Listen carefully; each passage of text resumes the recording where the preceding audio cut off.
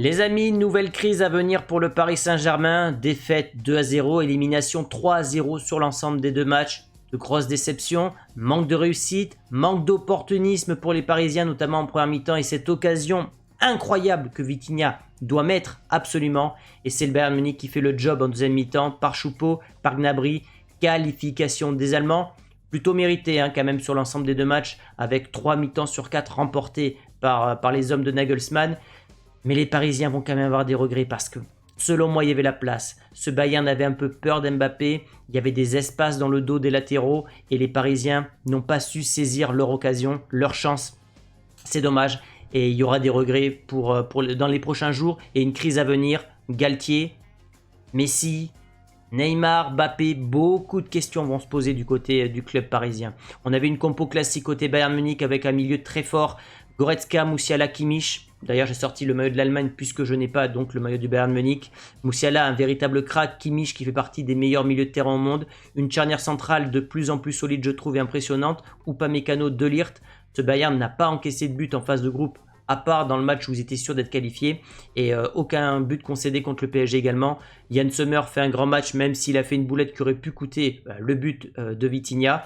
Côté PSG, une attaque à 2, Mbappé, Messi, un milieu à 3 composé de Verratti, dont on va reparler avec notre ami Riolo, et une charnière centrale, une défense à 3, Danilo, Ramos, Marquinhos, du classique. Il y avait des stats intéressantes, c'était que ce Bayern était quasiment imprenable à domicile sur les 3 dernières années. Seulement 3 défaites, ce qui est quasiment rien. Et surtout en Ligue des Champions, une seule défaite sur les 17 derniers matchs à domicile. Et c'était le PSG. Comme quoi ce PSG était capable d'aller s'imposer à l'Allianz Arena. Mais ça n'a pas été le cas ce soir. C'est dommage. Alors qu'il y avait beaucoup d'attentes autour de Messi et de Kylian Mbappé. Justement, Messi, on en parle juste là. On est sur un début de match où le PSG fait jeu égal avec le Bayern Munich, que ce soit en termes de possession, mais surtout, je trouve, en termes d'occasion. Les occasions nettes ont été côté parisien. Celle-là par Messi, donc il va la louper. Quelques minutes après, on a la blessure de Marquinhos qui va absolument changer, selon moi, la physionomie de la rencontre, dans le sens où l'équilibre de la défense parisienne va être chamboulé. Et en plus de ça, le remplaçant de Marquinhos, Mukiele, va également se blesser. Et puis pour moi, le tournant de la rencontre, le tournant de la qualification, c'est peut-être cette occasion-là. Une boulette de Yann Sommer, Vitinha dribble le gardien, et puis il va tirer dans les cages. C'est une passe, c'est pas une frappe, et De Ligt va réussir à la sauver avec un tacle fantastique. Et à ce moment-là, on se dit tous que le PSG a loupé le coche. Et vous savez, dans l'histoire du PSG en Ligue des Champions, il y a souvent des occasions mythiques contre eux. Il y a Sergio Roberto avec ce but à la dernière minute. Et il y aura cette occasion de Vitinha. Malheureusement, ce PSG en Ligue des Champions, il y a un peu de malédiction avec les tirages au sort dès les huitièmes de finale qui vont toujours à l'encontre du PSG. Cette malédiction des buteurs, on va le voir juste après avec Choupo, Coman en finale. Ce PSG n'y arrive pas. Ils dépensent beaucoup d'argent. Et ils ont les meilleurs joueurs du monde. Et pourtant, ce club n'y arrive pas. Depuis l'arrivée donc de Messi, de Gigi Donnarumma, de Ramos, avec un mercato qu'on disait XXL, ces 2 éliminations en huitième de finale, c'était un véritable fiasco. Et comme je disais, donc une domination plutôt parisienne, donc on a des expected goals en première mi-temps supérieurs à celle du Bayern, une possession pareil supérieure au niveau des frappes et des frappes cadrées, on a dans une égalité parfaite. Le PSG aurait dû mener au score à cette mi-temps et ça aurait, selon moi, changé la physionomie de cette rencontre parce que le Bayern aurait pris des risques. Il y aurait eu plus d'espace pour Mbappé et surtout les Parisiens seraient rentrés peut-être dans la tête des Allemands. Les Allemands qui ont bien commencé et qui ont dominé d'ailleurs totalement cette deuxième mi-temps. Alors il y a d'abord ce but de Choupo de la tête. Alors je ne sais pas en fait si Thomas Müller touche le ballon ou pas. J'ai que des images arrêtées.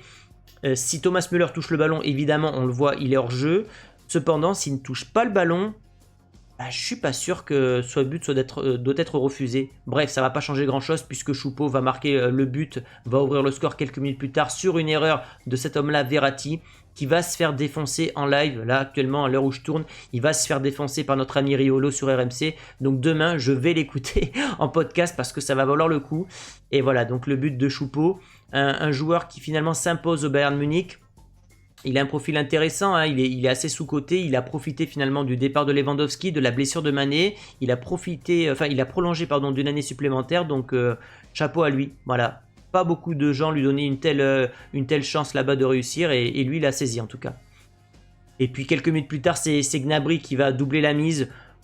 Plutôt logique puisque le PSG s'est alors découvert totalement pour prendre des risques, mais ils n'ont pas encore cette culture que peut avoir le Real d'aller chercher des remontadas en l'espace de 5 minutes. À ce moment-là, ils devaient inscrire 2 buts et ils vont prendre une contre-attaque. Gnabry 2-0. Voilà, le match est terminé. Donc ce Bayern Munich remporte la qualification, le match 3-0 finalement sur l'ensemble des 2 matchs. Donc aucun but parisien, ça fait tâche. Quand tu as des joueurs comme Neymar, Messi, Mbappé, que tu as des latéraux comme Mendes, Hakimi, qu'est-ce qui manque à ce PSG? Qu'est-ce qui manque? Un coach? Une gestion du club? Des joueurs à des postes précis? On ne sait pas, mais ce PSG n'y arrive pas. Et des questions vont se poser dans les jours à venir. Quid de Galtier? Est-ce qu'il a fait son dernier match en Ligue des Champions avec le PSG? Je pense que oui. Il y a un homme qui est libre, qui n'a pas eu l'équipe de France, qui s'appelle Zinedine Zidane, qui sera le favori. On va avoir des rumeurs dès demain sur sa possible arrivée dans les prochains jours ou à la fin de la saison. Mbappé, il était attendu. Il veut gagner la Ligue des Champions. Il est resté au PSG pour ça.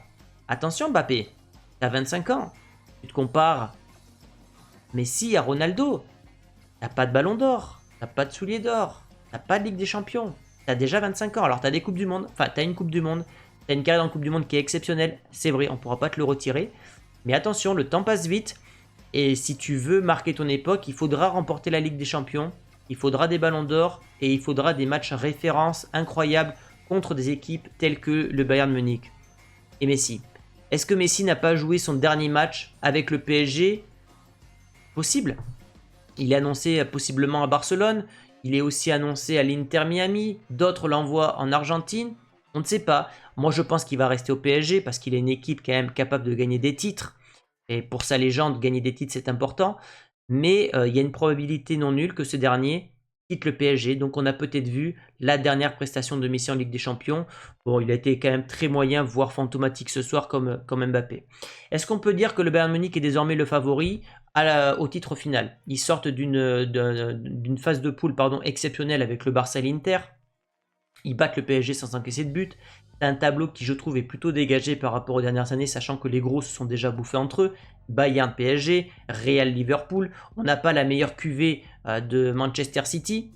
Donc, je me dis que ce Bayern peut aller au bout. En tout cas, ils ont les armes à tous les postes. Ils ont un entraîneur qui est de qualité. Attention à ne pas avoir le melon. On l'a vu l'an passé contre Villarreal. Je voulais parler de cet homme-là, Musiala. Un crack incroyable, un crack peut-être générationnel, un esthète, un dribbleur. Quand je l'ai vu, en fait, je ne regarde pas beaucoup le Bayern Munich, mais quand je l'ai vu, en fait, ça m'a fait tilt dans ma tête. Je me suis dit, putain, ça me rappelle l'arrivée de Kimmich au Bayern. Et quand j'avais vu arriver Kimmich au Bayern, je m'étais dit, mais quels joueurs ils ont encore? Et Musiala, c'est exactement la même chose. Il va devenir un cadre petit à petit. Il a une façon de se déplacer sur le terrain, de dribbler, d'accélérer. Il est juste incroyable.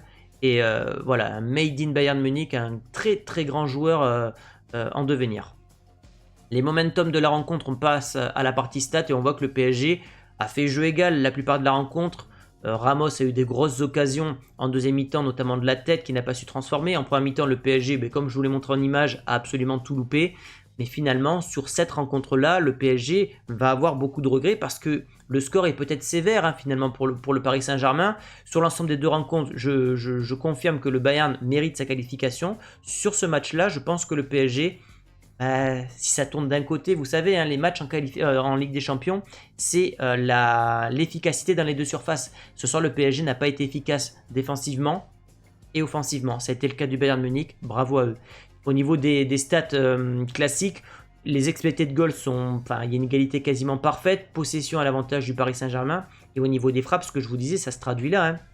Au niveau des frappes, on est une frappe de plus pour le Bayern Munich, mais une frappe de plus cadrée pour le Paris Saint-Germain. Donc, ce Paris Saint-Germain a fait jeu égal. Mais malheureusement, dans ce genre de rencontre, tu dois savoir marquer, tu dois savoir tuer des rencontres. Ça n'a pas été le cas ce soir. On passe désormais aux notes de cette rencontre. On va commencer par les Parisiens. Danilo Ramos sont très bien notés. D'ailleurs, j'ai mis ces 2 défenseurs dans mes tops. Verratti a été assassiné par les notes, mais c'est normal puisque c'est lui qui est à l'origine de l'ouverture du score et donc l'élimination du Paris Saint-Germain. Messi noté 7. Je trouve que c'est plutôt sympa parce que moi, je l'ai trouvé assez fantomatique. comme Mbappé d'ailleurs qui a eu un 6 totalement mérité. Pas grand chose à dire de plus côté parisien, je suis plutôt d'accord, sauf pour Messi qui aurait mérité peut-être un 6,5. Côté Bayern, j'ai été impressionné par la charnière centrale de Ligt Upamecano. Voilà, c'est en train de vraiment devenir la référence peut-être en Europe. De Ligt noté à 8, c'est normal, c'est lui qui sauve le but avec ce tacle magnifique. Et regardez, pour moi, le milieu de terrain, il est exceptionnel. Musiala, 7,8. Goretzka, 7,6. Kimmich, 7,9. Alors, ce sont que des notes, hein, mais l'impression qu'il dégage quand même visuellement, c'est assez impressionnant et on tient peut-être là le meilleur milieu de terrain en Europe. Donc voilà, une victoire logique. On passe du coup à mes flops. Donc j'ai mis 4 Parisiens. Vitinha, puisqu'il doit ouvrir le score. Verratti, puisque c'est lui qui est à l'origine du but bavarois. Et donc les 2 stars parisiennes qui n'ont pas été au rendez-vous, Messi, Mbappé. Au niveau de mes tops, j'ai mis De Ligt pour le sauvetage. Musiala, parce que c'est selon moi le meilleur joueur ce soir. Comme ça, quand je vois les 22 acteurs, pour moi, c'est le joueur qui est au-dessus du lot. Voilà. Côté parisien, j'ai trouvé 2 tops. Donc Pereira, Ramos, je le trouve vraiment impressionnant. Pereira, on n'en parle pas beaucoup, mais c'est un joueur qui est vraiment peut-être le bon coup du Paris Saint-Germain. On les critique souvent lors du mercato, mais ils ont fait un gros coup en prenant ce joueur capable de jouer au milieu et en défense. Ramos qui est en train de revenir à un niveau assez impressionnant, lui qui veut continuer au Paris Saint-Germain. Je pense que s'il continue ce genre de prestation, il va avoir sa prolongation. Et j'ai mis Choupo parce que Choupo, c'est lui qui a marqué quand même le but contre son ancien club. Donc voilà ce que j'avais à dire les amis. Donnez-moi votre ressenti. Des questions vont se poser pour Galtier, Zidane. Messi va-t-il partir? Neymar va-t-il partir? Mbappé va-t-il claquer la porte? On aura plein de questions. On l'évoquera d'ailleurs sur la chaîne. On va parler du PSG dans les prochains jours parce qu'il y a beaucoup de choses à dire. Donnez-moi votre avis, donnez-moi vos tops et vos flops les amis. Et je vous dis à très vite pour une prochaine vidéo. Ciao!